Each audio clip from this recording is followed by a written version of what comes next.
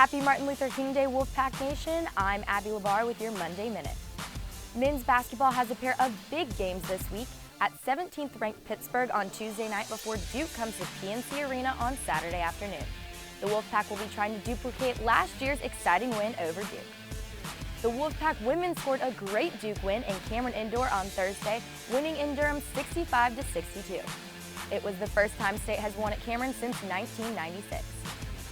And NC State wrestling keeps rolling on. The Pack is 17-0 and ranked 3rd in the country.